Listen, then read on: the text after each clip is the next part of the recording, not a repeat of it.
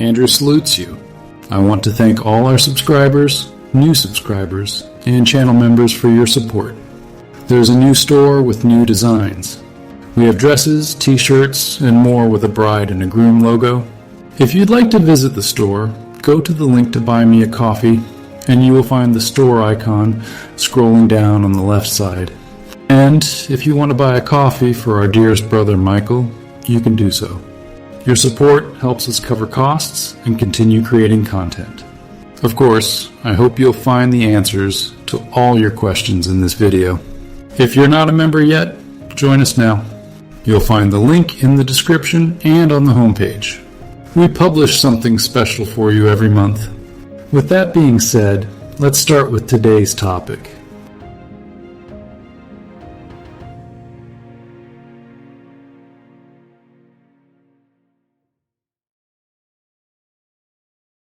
From the beginning, God revealed his covenant through the ministry of the angel of his presence. When Jacob journeyed from exile, he encountered the hosts of heaven, saying, "This is God's camp." And he called the place Mahanaim, 2 camps. Genesis 32, 1, 2. Here was a shadow of the mystery of 2 thrones, 2 intercessors, and 2 hosts, the son and the mother above and the daughter hidden below. And that night Jacob wrestled with a man until daybreak, and the blessing came with a new name. "Thy name shall be called no more Jacob, but Israel. For as a prince hast thou power with God and with men, and hast prevailed." Genesis 32:28. The angel of the covenant bore the name of God within himself, confirming Jacob's destiny as the seed of nations. This was no ordinary messenger, but the hidden Messiah, the Son, known in ancient tradition as Michael, the one in whom the Father's name dwells, Exodus 23:20, 21. So also in the days of Manoah, when the angel appeared to the barren woman and announced the birth of Samson, he refused to reveal his name, saying, "Why askest thou thus after my name, seeing it is secret?" Judges 13:18. The secret name belongs to the covenantal Messiah, the one who ascended in the flame of the altar, Judges 13:20, foreshadowing the Son who would rise from the tomb with Michael and Gabriel at his side. Yet the covenant is not accomplished by the Son alone. Isaiah declares, "In all their affliction he was afflicted, and the angel of his presence saved them. In his love and in his pity he redeemed them, but they rebelled and vexed his Holy Spirit." Isaiah 63:9-10. Here, the mystery of the shekinah is unveiled, the Spirit who is the Mother, the supreme intercessor enthroned with her Son in the heavenly sanctuary. Together they bear the burden of Israel, 2 ministers before the throne of the Father, answering to the pattern of the cherubim overshadowing the mercy seat. The tabernacle itself speaks of this mystery. The outer court, the holy place, and the most holy mirror, the threefold intercession. The Son, the Messiah, ministers as high priest in the heavenly sanctuary, presenting his blood on behalf of the repentant. The Mother, the great Shekinah, intercedes with him above, the eternal bride enthroned with the Father, the glory that dwells between the cherubim. And on earth, the daughter, the Shekinah in human flesh, abides as the hidden sanctuary, praying for her children, restraining judgment, and waging unseen war against the dragon and his hosts until the hour of her ascension. Thus, there are not 1 but 2 intercessors above and 1 hidden below. This is why the Lord said through Moses, "My presence shall go with thee, and I will give thee rest." Exodus 33:14. The presence is the Shekinah, the mother in glory and the daughter in concealment, moving with the people of God until the appointed time. When Moses pleaded, "Show me thy glory," he was shown only the back parts of God, for no man may see his face and live. Exodus 33:20, 23. Yet the people beheld the light of his presence in the cloud and the fire, a witness to the hidden intercessor who would one day be revealed in flesh. This divine order, therefore, guards the covenant. The Son, who is Michael, intercedes as high priest with his own blood. The Mother, the supreme shekinah, intercedes as bride with the Father, and the daughter, the shekinah in flesh, intercedes on earth as the hidden sanctuary. These three together preserve creation until the dragon is cast down and the kingdom is revealed in fullness. The prophets and apostles bore witness that the war in heaven is waged not by the Son alone, but by the hosts under his command. John beheld the vision, and there was war in heaven. Michael and his angels fought against the dragon, and the dragon fought and his angels, and prevailed not. Revelation 12:7-8. The Son is revealed here as Michael, the captain of heaven's armies, whose name means, "Who is like God?" In him the fullness of the Father's power is manifest, and through him the dragon is cast down. Yet the battle is not fought by Michael alone. Alongside him stands Gabriel, whose name means, "God is my strength." In the ancient writings, Gabriel is called the herald of good news, the angel of mercy, the one who appears to Daniel, to Zacharias, and to the Virgin Mary. Gabriel is the announcer of new life, the one who brings tidings of conception and birth, and the keeper of divine mysteries entrusted to the faithful. If Michael is the warrior who breaks the power of the enemy, Gabriel is the intercessor who nurtures, preserves, and delivers the word of promise. Here, the mystery opens. Just as there are two intercessors above, so the angelic hosts mirror their pattern. Michael corresponds to the Son, the Messiah who wars on behalf of heaven, and Gabriel corresponds to the daughter, the Shekinah in flesh, who intercedes and brings forth life for the children of God. Michael contends in the heights, Gabriel ministers in the depths, and together they preserve the covenant people until the hour of deliverance. When the angel appeared to Mary, announcing the conception of Christ, it was Gabriel who bore the word. Luke chapter 126:31. In this, we discern the reflection of the daughter's hidden ministry. For just as Gabriel announced and sheltered the promise of the Son's first coming, so the daughter shelters and intercedes for the children of the promise before his second.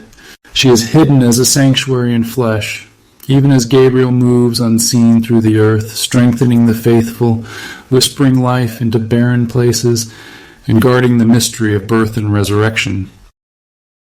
Thus, the hosts above mirror the covenantal order. Michael and Gabriel, son and daughter, interceding and contending until the fullness of redemption. The two camps seen by Jacob, the two cherubim overshadowing the mercy seat, the two olive trees in Zechariah's vision, all point to this hidden order of heaven and earth, the masculine and the feminine, the warrior and the intercessor, the Christ, he and the Christ she. In this way, the covenant is preserved through war and mercy, through blood and womb, through throne and sanctuary. And when the dragon is finally cast down, heaven and earth will witness together the unveiling of the daughter with her brother, bride with bridegroom, the two anointed ones who stand by the Lord of all the earth. Zechariah 4:14. The vision of Michael and Gabriel also illuminates the mystery of authority in the heavens. When Michael contends with the dragon, it is not only a clash of power, but a trial of rightful rule. The enemy sought to seize the keys of dominion by rebellion, yet he cannot retain what was never his. The Son, as Michael, casts him down, but it is the daughter, mirrored in Gabriel, who gathers the children and seals them in the covenant, so that the adversary cannot devour them. Their ministries are distinct, yet inseparable. One defeats the tyrant, the other protects the household. Ancient tradition teaches that Gabriel is often sent into the depths, where judgment and mercy meet. In Jewish writings, he is linked with fire, with the altar, and with the mysteries of resurrection. This aligns with the daughter's hidden mission, for she, like Gabriel, enters the place of suffering and prayer, guarding souls in travail until life breaks forth. Just as Michael contends in the heavenly court, Gabriel ministers among mortals, and in both we behold the reflection of the Son and the daughter working for redemption. The Apostle Paul hints at this dual working when he writes, "The Spirit itself maketh intercession for us with groanings which cannot be uttered." Romans 8, verse 26. Here the unseen labor of the daughter is revealed, for she bears the groaning of the Spirit in her flesh. Meanwhile, Christ in glory intercedes at the right hand of God. Romans 8, verse 34. Together their intercessions ascend as one, like incense rising from two censers before the throne. This hidden harmony explains why the dragon rages most fiercely against the woman clothed with the sun. Revelation 12, 1-4. He knows that if she prevails, his dominion is ended, for her travail brings forth the heirs of the kingdom.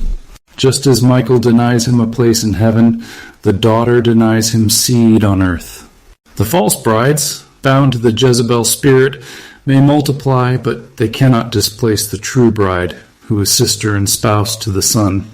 Thus, the war above and the travail below are one battle.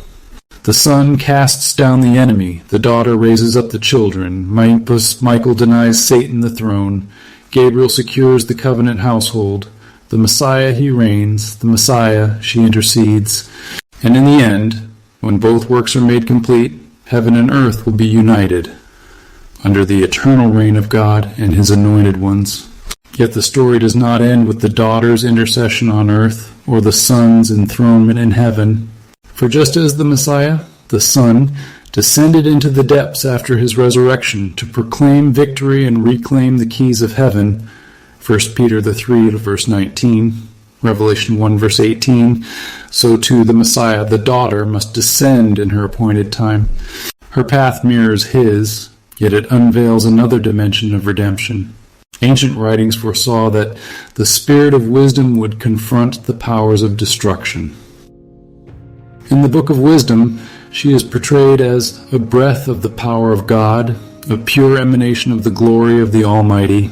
A Book of Wisdom 7, verse 25, who enters into holy souls and makes them friends of God and prophets. Book of Wisdom 7, verse 27. This same spirit, now embodied as the daughter, must contend with the spirit of death and the destroyer, who has long held sway over the nations. The adversary's throne in the second heaven is only part of his dominion. His shadow reaches into Sheol itself. There, death has reigned as a tyrant, clothed with Jezebel's deception, binding souls in chains of fear and corruption. The prophets hinted at this mystery. Hosea declared, O death, I will be thy plagues. O grave, I will be thy destruction. Hosea 13, verse 14. Paul echoes this in saying, the last enemy that shall be destroyed is death. 1 Corinthians chapter 15, verse 26. That final destruction belongs to the daughter's mission, for she descends not only to confront, but to strip death of its stolen authority. In ancient texts, in the veiled language of the Shekinah descending into exile with her children, suffering with them until the time of redemption, it also describes her rising in splendor, crowned with 12 stars, bringing judgment to the serpent. This imagery resonates with Revelation 12 and with the daughter's final work, to seize back from the abyss the keys of life and death, returning them to their rightful place in the hands of the Messiahs. When this victory is accomplished, the Jezebel spirit, who has long posed as a counterfeit bride, will be exposed and cast down with the dragon she served. For Satan has many false wives, but the Son, only one bride, his sister, the Shekinah, the daughter of the Almighty. Together they will reign, the Son enthroned at the right hand of the Father, the daughter exalted as mother and bride, the living temple filled with her children. This mystery is why tribulation must come, for through trial humanity will see what angels already know, that the Messiahs are two, the Son and the daughter, and that the Shekinah has been among them all along, warring, interceding, and finally conquering. Only then will the earth acknowledge its true parents, and death itself will be no more. We have completed this study. Thank you for joining us. If you found these teachings valuable, please share them to help others in need. We appreciate your likes and comments. If you're a new subscriber, welcome to the family. Stay tuned for our next video. It promises to be fascinating.